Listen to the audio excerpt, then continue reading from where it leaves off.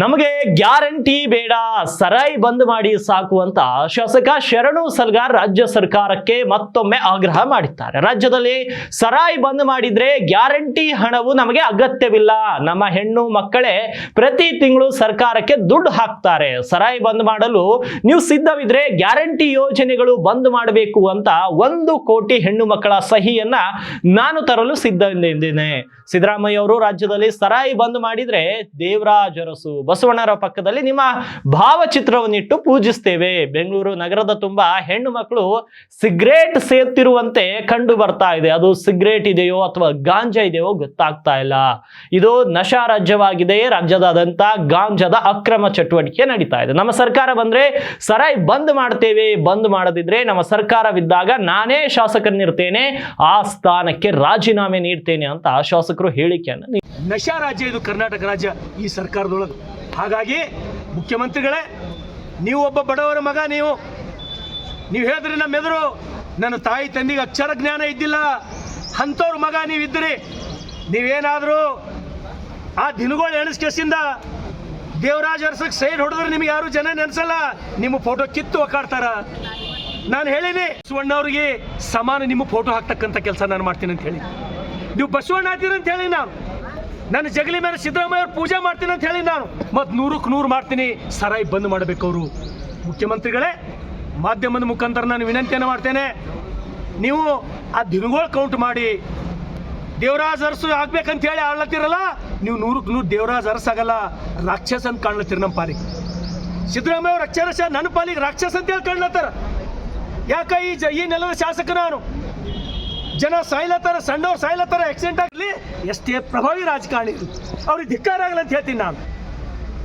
ಜನರು ಬಡವರು ಸಂಸಾರಗಳು ಹಾಳು ಮಾಡಿ ನೀವು ಜೀವನ ನಡೆಸ್ತೀರಂದ್ರೆ ನೀವು ಒಬ್ಬ ರಾಜಕಾರಣಿಗಳ? ಮುಂದೆ ನಿಮ್ಮ ಸರ್ಕಾರ ಬಂತು, ನನ್ನ ಸರ್ಕಾರ ಬಂದ್ರೆ ನನಗೆ ನೀವು ಇದೇ ಕೇಳಂತಿತ್ತು, ನನಗೆ ಮಾಧ್ಯಮದವ್ರು ಇದೇ ಕೇಳಂತಿತ್ತು. ನಾನು ನಿಮಗೆ ಕೇಳಂತ ಹೇಳಬಾರ್ದು. ಇನ್ನೂ ಒಳ್ಳೆ ನನ್ನ ಕ್ವಶನ್ ಕೇಳಿದ್ರೆ ಭಾರಿ ಖುಷಿ ಆಯಿತು. 100ಕ್ಕೆ 100 ನಾವು ಸರಾಯಿ ಬಂದ್ ಮಾಡ್ತೀವಿ.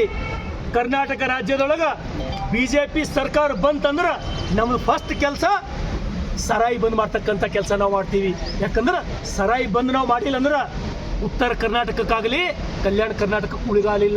24 ವರ್ಷದ ಹೆಣ್ಮಗಳು ಗಂಡ ಕುಡಿದು ಸಾಯ್ತಾನ, ಆ ಮನೆಯವರು ಅನಾಥರು, ಆಕಿನ ಹಿಂದಿದ್ದವರು ಅನಾಥರು, ಸಣ್ಣ 3 ಮಕ್ಕಳು ಅನಾಥರು. ಪರಿಸ್ಥಿತಿ ಏನಲ್ಲತ್ತದ? ಇದ್ರ ಬಗ್ಗೆ ಮಾತಾಡೋರಿಗೆ ನೋವಾಗ್ತದ. ನಾನು ಮತ್ತೆ ಈ ನೆಲದ ಶಾಸಕನಾಗಿ ನಿಮ್ಮ ಗೃಹಲಕ್ಷ್ಮಿ ನಮಗೆ ಬೇಕಾಗಿಲ್ಲ. ರೈತರಿಗೆ ಪರಿಹಾರ ಕೊಡ್ರಿ, ರೈತರು ತೊಂದರೆಗಳಾಗ ಅವ್ರಿಗೆ ಪರಿಹಾರ ಕೊಡ್ರಿ. ನಾನೇ ಹೇಳತ್ತೀನಲ್ಲ, 1 ಕೋಟಿ ಹೆಣ್ಮಕ್ಳು ಸಹಿ ಮಾಡಿಸ್ಕೊಡ್ತೀನಿ ನಾನು ನಿಮಗೆ. ನಾವೇ ನಿಮಗೆ ದುಡ್ಡು ಹಾಕ್ತೀವಿ ಪ್ರತಿ ತಿಂಗಳಿಗೆ. ನಮ್ಮ ಹೆಣ್ಮಕ್ಳು ಅಷ್ಟು ಸಬಲರಹರ, ಹೊಲಕ್ಕೆ ಹೋಗಿ ದುಡಿಯೋರ. ನಮ್ದು 2,000 ಕೊಟ್ಟು ಈ ಸರಾಯಿ ಮುಖಾಂತರ ಮನಿ ಹಾಳು ಮಾಡ್ತಕ್ಕಂಥ ಕೆಲಸ ಮಾಡ್ಲತ್ತಿರಲ್ಲ. ಇವತ್ತು ನನಗೆ ಕೆಲವು ಸ್ನೇಹಿತರು ಕೇಳಿದ್ರು, ಇದು ಹಿಂದೆ ಸರ್ಕಾರದೊಳಗೆ. ನಾನು ಹಿಂದೆ ಸರ್ಕಾರ ಭಾರಿ ಮಾಡ್ಯಾರಪ್ಪ ಅಂತ ನಾನು ಹೇಳಿಲ್ಲ.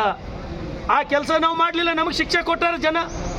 ಆದರೆ ಅದು ವೇಗ ಭಾಳ ಆಗಿದೆ, ಅದ್ರ ಸ್ಪೀಡ್ ಭಾಳ ಆಗಿದೆ, ಅದ್ರ ಸ್ಪೀಡ್ ಮಿತಿ ಮೀರಿ ಹೋಗ್ಯದ. ಸಣ್ಣ ಮಕ್ಕಳು ಆಕ್ಸಿಡೆಂಟ್ ಆಗಿ ಕುಡಿದು ಕಳ್ಳು ಹಾಳು ಮಾಡಿಕೊಂಡು ಸಾಯ್ಲತ್ತಾರ. ಹೆಂಗೆ ಬದುಕಬೇಕು ನಮ್ಮ ಜನ? ಉತ್ತರ ಕರ್ನಾಟಕ ಹೆಂಗೆ ಉದ್ಧಾರ ಆಗಬೇಕು? ನಾನೆಲ್ಲೋ ರೋಡ್ ಮೇಲೆ ಹೋಗ್ಬೇಕಾದ್ರೆ ಸಣ್ಣ ಮಕ್ಕಳು ಬಾಟ್ಲಿ ತೊಗೊಂಡು ಕೂತಿದ್ದಿರ್ತಾರೆ. ನಮ್ಮದು ಹೊಣೆ ಅಲ್ಲ, ಇದು ನಮ್ಮ ಜಿಮ್ಮೆದಾರಿ ಅಲ್ಲ.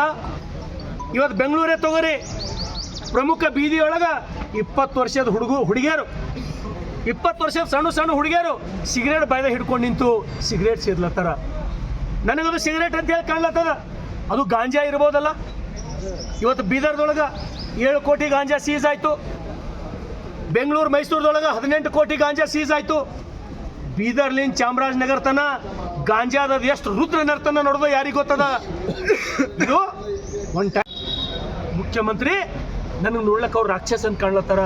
ಮುಖ್ಯಮಂತ್ರಿಗಳೇ, ಸಿದ್ದರಾಮಯ್ಯನವರೇ, ನೀವು ಒಂದು ವೇಳೆ ದೇವ್ರ ಅಂತ ಹೇಳಿ ಕಾಣ್ಬೇಕಂದ್ರೆ ದೇವರಾಜ ಅರಸ್ ಫೋಟೋ ಬಾಜು ನಿಮ್ಮ ಫೋಟೋ ಹಾಕ್ಬೇಕಂದ್ರೆ ಬಸವಣ್ಣವ್ರ ತೆಳಗೆ ನಿಮ್ಮ ಫೋಟೋ ನಾವು ಹಾಕ್ತೀವಿ. ಸರಾಯಿ ಬಂದ್ ಮಾಡ್ರಿ. ನಿಮ್ಗೆ ಏನಾರೇ ನನಗೆ ಸವಾಲು ಹಾಕ್ತೀರಂದ್ರೆ ನಾವು 1 ಕೋಟಿ ಹೆಣ್ಮಕ್ಳು ಸಹಿ ತಂದು ಕೊಡ್ತೀನಿ. ನಾನು ಕಲ್ಯಾಣ ಕರ್ನಾಟಕ, ಉತ್ತರ ಕರ್ನಾಟಕದ 1 ಕೋಟಿ ತಾಯಂದರ ಸಹಿ ಮಾಡಿಕೊಡ್ತೀನಿ. ನಮಗೆ ನಿಮ್ಮ ಗ್ಯಾರಂಟಿ ಹಣ ಬೇಡ, ಸರಾಯಿ ಬಂದ್ ಮಾಡ್ರಿ ಅಂತ ಹೇಳಿ.